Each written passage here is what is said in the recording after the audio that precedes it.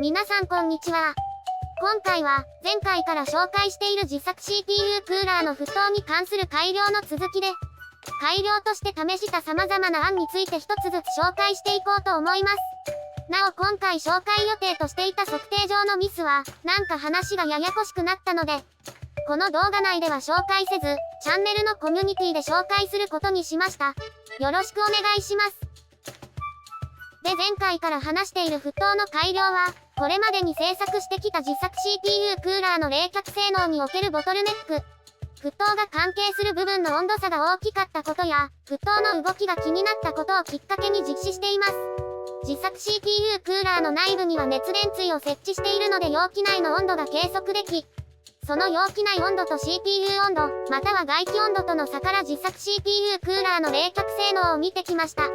で、CPU 温度と容器内温度の間には沸騰が関わっていると考え、ここの温度差を確認してきたのですが、定格動作で40度 C 近い温度差ができていました。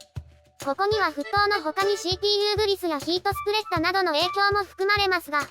熱伝導で数十度 C も温度差はできないだろうと。じゃあ沸騰がネック？そんなわけで沸騰の改良を行いました。これまでの沸騰が起きていた金属ブロックの表面は真っ平らだったんですが改良案として、中央にくぼみを作ったり、ハンダをつけたり、ダメ元で靴紐をコーキング剤でくっつけたり、沸騰石の代用で素焼きの鉢植えの破片を入れたり、水冷用の水枕を流用したり、容器内に入れる精製水に洗剤を混ぜたり、いろいろ試しました。結果は前回ざっくりと紹介したように、最も冷えたのは水枕を流用して洗剤水を使った条件でしたが、他の条件はどうだったかというと悪くもなければ良くもない、なんとも味気ないものでした。とはいえどんな準備をしたのか、どう沸騰したのか、何度 C になったのかは話してなかったので、今回はそのあたりを私が気が済むまで紹介します。前回の繰り返しになりますが、まずは沸騰改良の基準である真っ平らな条件を最初に話します。真っ平らな金属ブロックはこれまで使用してきたもので、沸騰がその金属ブロックの端っこから起きていました。容器内が低圧なので30度 C 程度でも水が沸騰して、沸騰によって高い熱伝達率で熱交換できていそうなのはいいんですが、発熱源の CPU 台がある中央から遠い、金属ブロックの端っこで沸騰しているのが気になりました。できれば発熱源の真上、金属ブロックの中央で沸騰が起きて、間欠というか、スムーズに熱移動してくれないかなって思っていました。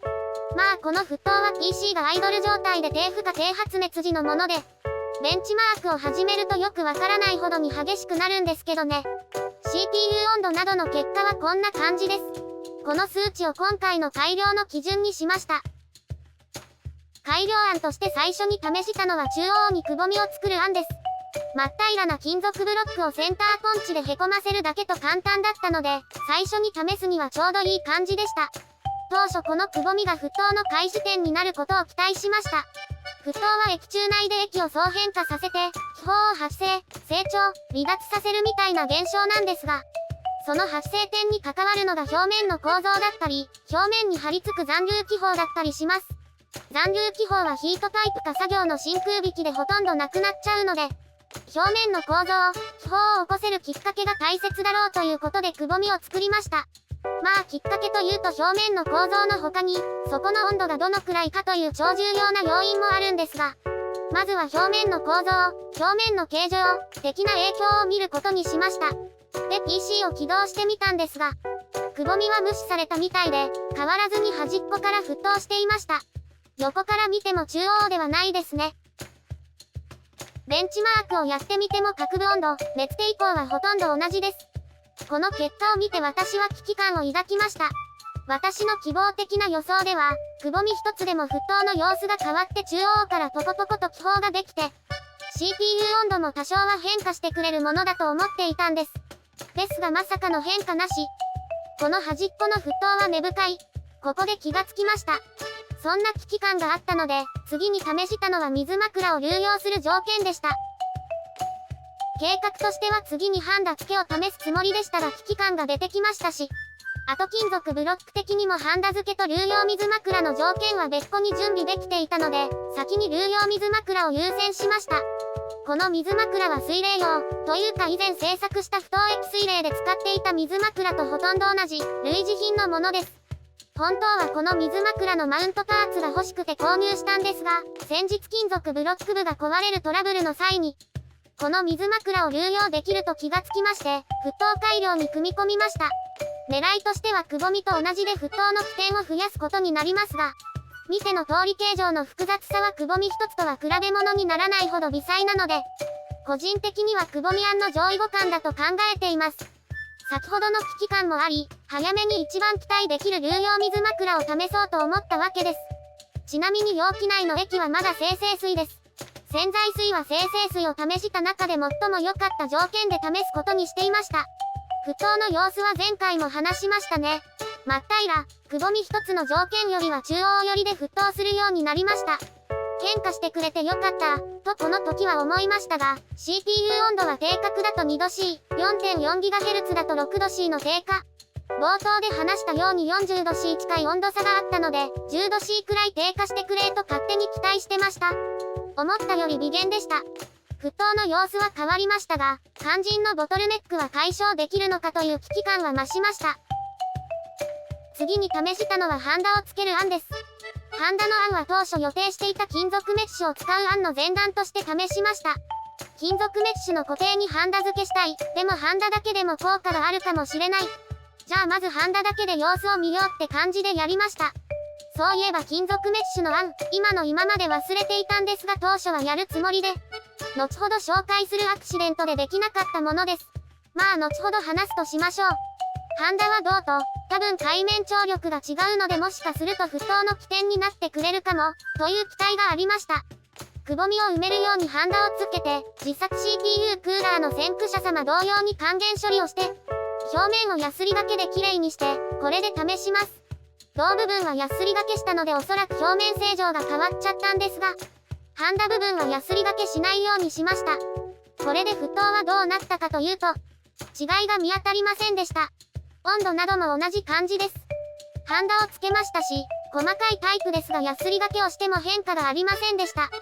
端っこがすごいのか沸騰が頑固なのか、もうちょっと期待させてほしいです。ハンダの次には金属メッシュ案を試していました。この案は私自身つい先ほどまで紹介し忘れそうだった準備段階で失敗して試せなかった案です。金属メッシュといえば先ほど話した先駆者様も試されていましたが、ヒートタイプを自作したならとりあえず入れとけくらいに主流な案です。市販のヒートタイプは金属メッシュか多孔質構造なのかはわかりませんが、いずれにしても毛細管現象を起こせる構造になっているので、毛細管現象を起こせるメッシュが熱伝導率の高い銅で作られているこれを入れて、市販品っぽくしようという感じです。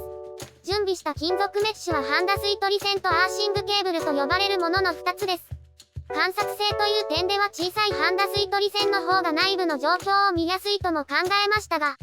ここまでの沸騰の変化のしなさを痛感していたので、この時は大胆にアーシングケーブルを使うことにしました。先駆者様も話されていたように金属メッシュはそのままだとほとんど水を吸いませんが、火で炙ることで表面の状態を変化させ、吸水性を高められるようです。まあ詳細は先駆者様の動画をご覧いただくとして、私も先ほどのハンダ漬けのように炙ったのですが、焼き切れてしまいました。これ、銅クラットアルミワイヤという外は銅、中がアルミという複合材で、アルミが焼き切れてしまったようです。材料選定ミスでした。400円くらいだったので安く必要量を入手できると思って買っちゃっていたんですが、しっかり情報を確認しなかったことが悔やまれます。銅っぽい見た目だけど実はメッキとかはよくある話と知ってはいましたが、この時は忘れていました。もったいないことをしましたがこうなったらどうしようもないので、アーシングケーブルはここで諦めて、ハンダ吸い取り線に移行したんですが、ここでもトラブルが重なりました。予備加熱で酸化した銅を還元させるために、先駆者様の動画を参考にアルコールを使った処理をやったのですが、これまた先駆者様同様に体調が悪くなり、だいぶやる気をそがれました。そうはなりながらもハンダ吸い取り線を金属ブロックにくっつけたものの、つけた後の自作 CPU クーラーの組み立て作業中に外れちゃいまして、そこで嫌になって、この案はやらないことにしました。先駆者様のように、銅メッシュを内部に詰め込めばハンダ付けの必要がないんでしょうけど、その時点で手持ちにあったのはこの小さなハンダ吸い取り線だけで、サイズ的に不向きでした。それなら銅メッシュを追加購入して準備すればいいんですが、トラブルが続いたせいか、乗り気になれないという変な状態に陥り、今現在この案は気が向いたら試そう、気が向いたら、という感じで控えに回っています。この次に試したのが洗剤水を使った案です。試そうと思っていた案を一通り挑戦したのでその中で良かった案。水枕を流用、それに加えて洗剤水という条件でどうなるかを確認しました。この条件の動作と結果は前回紹介しましたね。ブクブクして、ポンポン跳ね上がって、そんな不思議な動きでも今回の検討の中で最も冷えた条件でした。洗剤を加えたので泡立ったのはしょうがないのですが、内部の様子が複雑で難解になりました。よくわからないけど結果的には冷えている、みたいななんとも言い難い感じです。そういえば前回この泡が浮き上がる動きに不安を覚えて、普段よりも多い水量にした条件でも試したということでその様子をお見せしましたが、結果の方はあまり変わらなかったとしか言っていませんでしたね。実際の数値はこんな感じです。ほとんど同じですね。沸騰にとって水量は沸騰のしやすさ、または沸騰でどのくらいの熱量を処理できるかみたいな限界など、様々な影響を及ぼす重要なパラメータだと思います。なので多少は違いが出てくると思っていたので、この結果は意外でした。まあ2パターンをそれぞれ1回測定しただけなので、もっと様々な水量で試したら良くも悪くも色々違いがあるんでしょう。実際後ほどの鉢植えの破片でもそんな変化がありましたし、まあそれは後ほど紹介するとして、この沸騰の検討はまだ試したい条件があるので、まだ水量については大きく変えませんが、一通り終えたらそれまでの中で最も良かった条件を使って、水量の調整をやろうと思います。水量の話は一旦やめてここまでの結果ですが、私が期待していたほど改良、温度低下はできませんでした。この後はもう破れかぶれな感じで、できそうなものをとりあえずやってみようって感じでやっています。それで試したのが金属ブロックに靴紐をコーキング剤でくっつけたというものです。一応狙いを言うと靴紐は吸水性が良かったので、金属メッシュの毛細管現象の再現になるかなとか、コーキング剤は撥水性があるので、これで海面張力が変化して沸騰が変わらないかなと考えていました。まあ靴紐の材質は綿か化繊か知りませんが、いずれも金属メッシュ代用としては熱伝導率がとても低いですし、コーキング剤も CPU グリス用のシリコンでもないので低熱伝導率です。ダメ元でした。実際に試してみると、準備作業でミスって注水配管に残った洗剤水が混ざって少し泡立っていますが、真っ平らな面と同じように端っこでの沸騰がメインで、CPU 温度なども大きな違いがありません。この条件でも中央部分での変化はなく、良くも悪くもならない結果になりました。で、今回最後に試した条件が沸騰石の代用として素焼きの鉢植えの破片を入れた条件です。この破片は以前メントスコーラ CPU クーラー用に準備していた素焼きの鉢植えを砕いたものです。なぜかまだ保管していて、何の因果か今回使うことができました。破片は持っていたものの中で小さかったものを5つ選んで入れました。まあそれでも沸騰石より大きい。いや沸騰石の大きさなんてもう遠い記憶なんで覚えていませんが、多分沸騰石より大きいでしょう。金属ブロックが覆い隠される感じになりました。後々入れすぎたというか、エアフローの窒息みたいになっていなければいいなぁと思いましたが、これでやってみました。沸騰は特徴的になりました。DC 起動前には普段通りの水位になるように水を注入しています。そういえば先ほどは残留洗剤水によって泡立っていましたが、この時は注意して洗浄した上で注水したので、普段通りな感じに戻っています。で、普段通りにベンチマークを始めて、大きな沸騰が起きると破片が動いて、時々カチカチと破片同士がぶつかっているような音がするなぁと思っていたら、ベンチマーク終盤に沸騰しないタイミングが起き始めました。空だきのような状態が起きているようです。そんな動きになった結果はこんな感じです。真っ平らな時よりも高温になりまして、今回の改良の中で最も悪かった結果でした。まあさすがに空だきっぽくなってしまっては冷やす動向じゃありませんね。で、どうして空だきっぽい状態になったのかですが、おそらく破片が吸水して水位が減少し、水位が足らなかったので空だきになってしまったんだと思います。ベンチマーク終了後、水位が大きく減少していました。この破片は素焼きの鉢植えのものなので珪藻土マットほど即効性はないでしょうけど吸水します。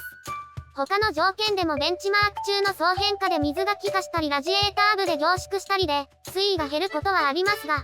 ベンチマークが終わるとある程度水位は回復していました。ここまで水位が低いのはこの破片の条件が初めてでした。先ほど水位と沸騰の関係について少し触れましたが、ここでは水位が低すぎたので沸騰が維持できなかった。水位と沸騰で処理できる熱量がどこまでなのか、みたいな限界に関係していそうです。とはいえ破片入りの条件なので、純粋に水位と沸騰の関係を見れたと言い難いので乱暴な話ですが、そんな片鱗が見れたのかなって感じです。ちなみに低角動作のベンチマークで低水位になってしまったので次の 4.4GHz 動作は中止して、普段の水位になるまで追加で注水してから、改めて低角から動作確認を行いました。その結果は真っ平らの条件と同じくらいです。あれだけ破片を入れても沸騰は良くも悪くも変化しなかったようです。